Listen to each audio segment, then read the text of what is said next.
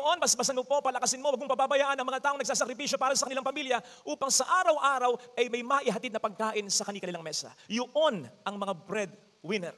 Na dahil sa kanilang pagmamahal ay nagsasakripisyo, ultimo ang kanilang buhay ay bibigay. Iiwanan ng langit upang maging pagkain na para sa atin ay nagbibigay buhay. Sila yung iiwanan ang kanilang langit, which means ang comfort zone nila, ang ginhawa nila, ang magandang buhay na para sa kanila, maging ang mga luho na dapat sana'y meron sila upang makatikim man lang ng langit ang mga taong sa kanila ay mahalaga. Lalong-lalo na ang kanilang mga pamilya.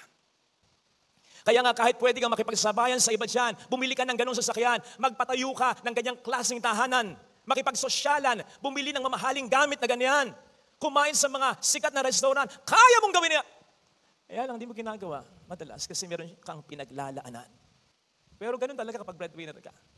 Sinisigurado ko sa lahat ng mga breadwinner na nakikinig ngayon, kung ganun din ang given na para sa atin ay sitwasyon, gagawin mo rin yun. Di ba?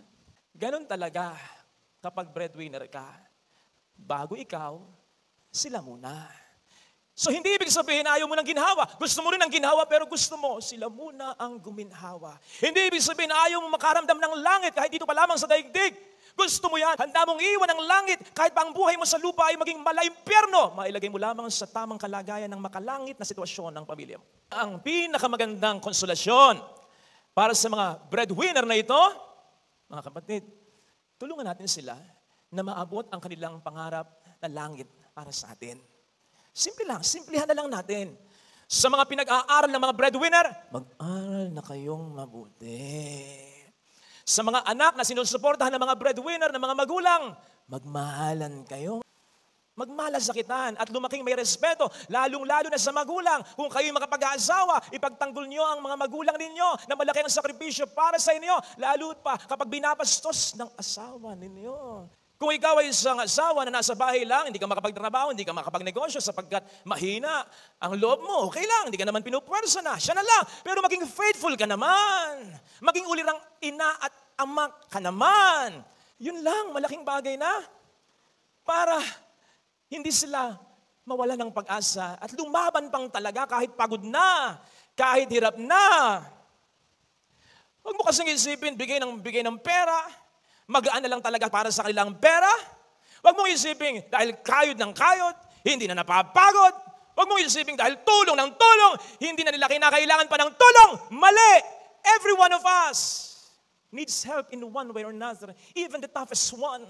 Ang sabi nga ng isang awitin, deep inside this amor, the warrior is a child. Panginoon, pagod na ako. Hirap na ako. Gusto ko nang mamatay. Kunin mo na ako. I wonder. Kala ko ba gusto mo nang mamatay? Hindi naman. Dumadaing lang. At may karapatan yan. Kasi bawat tao, gaano man kalakas, may kahinaan. Napapagod lang din naman. Ganon kapag breadwinner ka. Pwede kang mamahinga, pero sandali lang. Kailangan mo na agad tumayo para magtrabaho na naman. Kasi hindi mo po pwedeng sabihin sa pamilya mo, wag na muna kayong kumain ngayong araw na ito. Mamamahinga muna ako. Kapag breadwinner ka, pwede kang umiyak. Pero dapat sandali lang. Dapat punasan mo na agad yan. Tayo na! Laban uli! Kasi sa pamamagitan mo, may bubuhayin pa siya. Kapatid, kapag breadwinner ka, tandaan mo, buhay ka at patuloy kang binubuhay ng Panginoon, hindi para sa sarili mo lamang, kundi para sa mga taong nangangailangan sa iyo.